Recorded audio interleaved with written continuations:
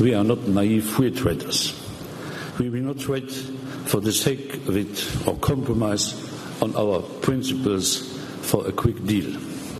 Okay, that was EU President Jean-Claude Juncker's message to the world that the EU were not naive free traders. Germany had an economic message of its own today while unveiling a new industrial strategy.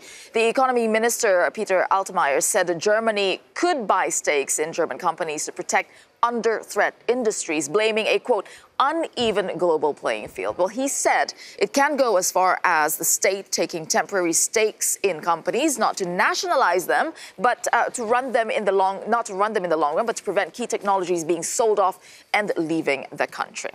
All right, joining me in the studio to discuss this is Swedish MEP on the International Trade Committee, Christopher Fellner, who sits in the EPP group, and Reinhard Bütikofer. He's a German MEP from the Greens EFA group, who is their spokesperson on industrial policy. And still with us, of course, is our political editor, Darren McCaffrey. All right, when we look at that statement from Germany today, is this a significant shift towards protectionism? I'll start with you, Christopher.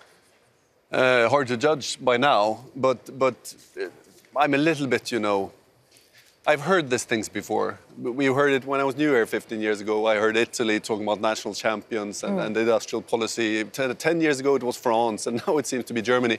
But with a country that is still the world champions of exports, I think Germany has a trade surplus of 250 billion euros and a trade deficit against China with 15 billions, It seems to be a lot of fuss about what needs protecting. Yeah, and what do you think, Reinhard? Is this a step towards protectionism for Germany?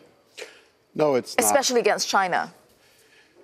We have to protect the future of our industry vis-à-vis China and other strong players, but that doesn't imply that we will opt for protectionism.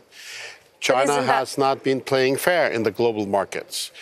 To push back against unfair trading practices is not protectionism. But isn't that what buying stakes in companies and giving benefits to industries are? Isn't that what protectionism is? Look, I have waited very long for the minister to finally come out with a statement on industrial policy. And I'm a bit disappointed that he made, from my point of view, two major mistakes. And he ruined his own message, I would say. First, by pointing out this, what he called in his paper, the measure of last resort. And now everybody discusses about the German government buying into all kinds of companies, which is not the core topic. But, of course, that's a communication mistake. And the second mistake he's making is that he does not create an overall perspective of where we want to go. He looks at this from a defensive point of view. And I don't think, if you allow me a soccer example, by preventing your opponent from scoring too many goals, you can avoid losing.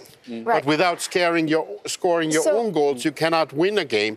So we should talk more about where we want to go with our industrial policy. Well, is Germany first? Is that a good... But just to pick on that point, but then isn't that in tie with what we've also been talking about for the last week, which is allowing companies to merge, European companies to merge, to be able to compete on the global... Well, Juncker has said that in the vast number of mergers, the European Commission has not intervened. And I think he said only 30 cases of intervention. I would say that in order not to just pursue a dogmatic position, you have to be realistic and say, what is the relevant market? Okay, and for the rail industry, in, but then the regional market is not the relevant market. But we have to remember one thing, that we have 3.5 times as much investment in China compared to the Chinese investment in the European Union. We're still winning the game, so to say. But with that said, there are, of course, areas of concern, like technology transfers, like cyber espionage. That we should address. Forced transfers. That we should address, but not through protectionism. Let's take